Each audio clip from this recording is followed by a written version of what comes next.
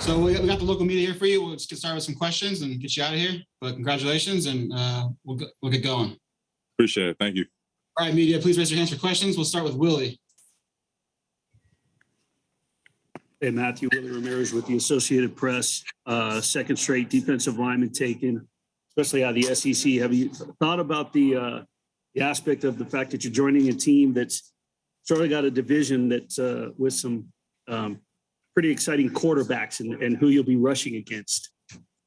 Oh, yeah, definitely. I mean, there's all kinds of elite talent all over the league, obviously. And then in that division, some talent has been brought there via draft, via, dealings in the NFL. And it'll be exciting to compete versus the best of the best and with the best of the best team in that NFL.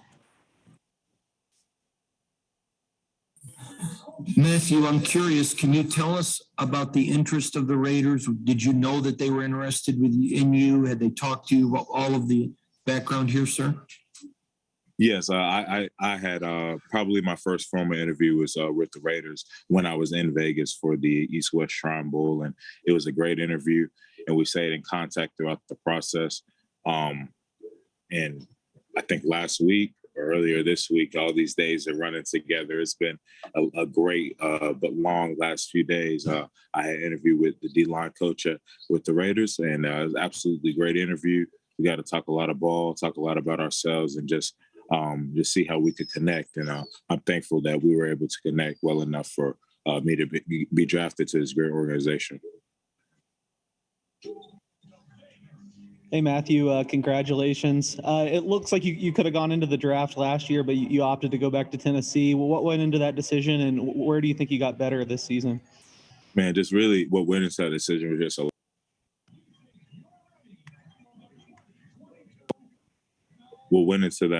was just a lot of prayer and knowing, having peace in my heart with my decision. And I had peace in my heart with that decision.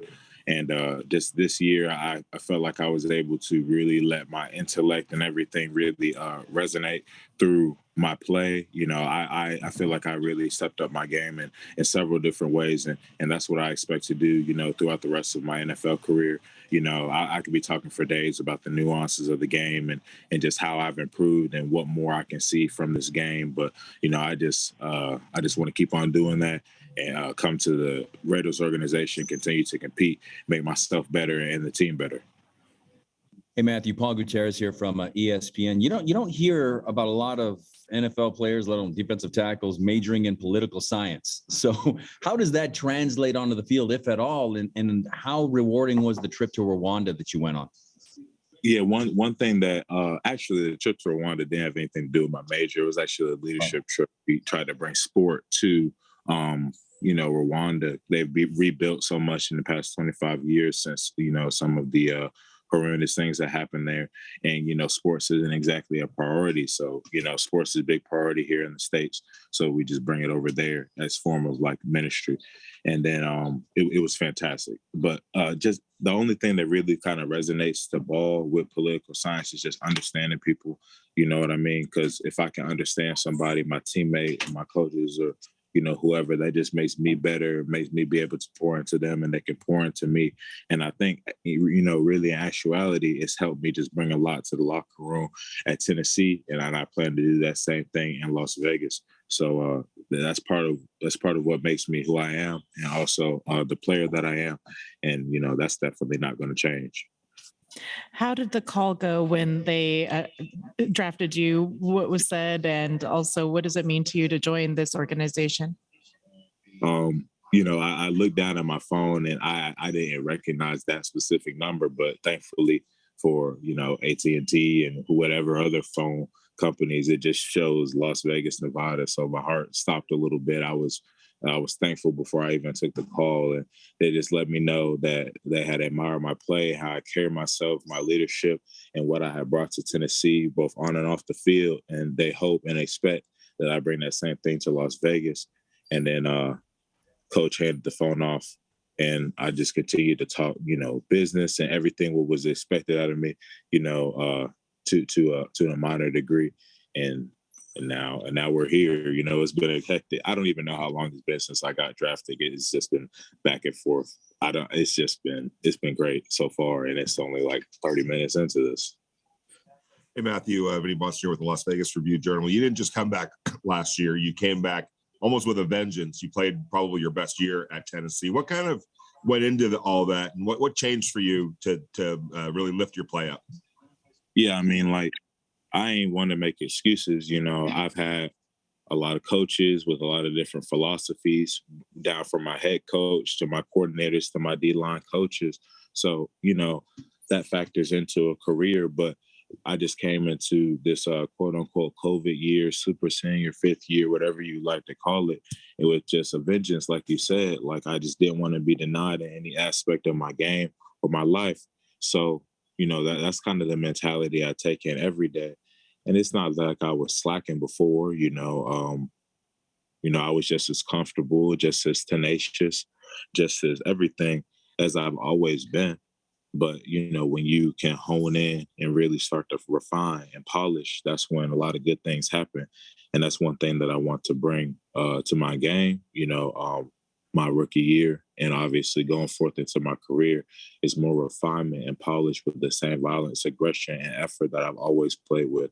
So it's taking steps forward. We'll do two more questions for Matthew. We'll go Case and Levi. Hey, Matthew, just curious. Earlier in the day, the Raiders took Zamir White, and I know you played against him the last few years in the SEC East, but it looks like you guys are also from close to each other in North Carolina. How familiar are you with him? You know him at all going into this? I didn't know him that well, but I was an admirer of his game, and I think that he's a good player. He went to Scotland County, which is a historically very good football team here in North Carolina. And I went to Pine Forest there for a second before moving to the Raleigh area and going to Garner High School. So I've always known he was a very good player. And, you know, unfortunately, the early parts of his career, and I even think in high school, derailed by a little bit of injury, but it's not even a big deal. I know he's a great player. I played against him when he was at Georgia. He had some good runs versus us. I made some good plays versus them. And, you know, now it's awesome to be teammates with another absolutely great player.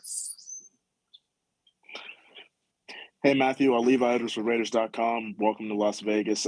You were talking about the intellect that goes into football. Would you say how much of your game is mental versus physical?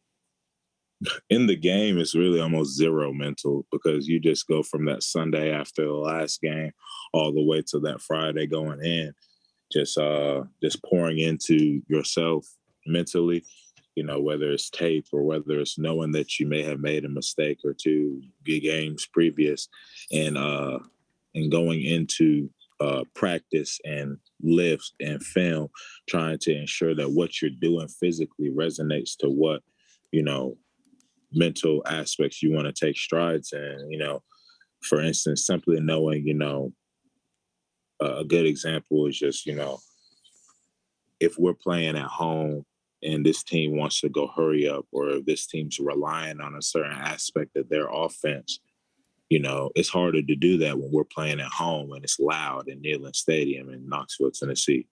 So they have to do certain things the same way. Once you pick up on that, it's easier to play ball. And, you know, even sometimes during this draft process, you know, if I'm not having balance in a certain space or whatever the case may be, maybe it's just knowing that my hamstrings need to be turned on going into that aspect of my workout.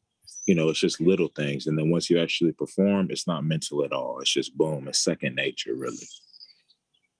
All right, Matthew, man, thank you for your time. Congratulations again. We'll see you out here in Vegas soon. All right. Thank you.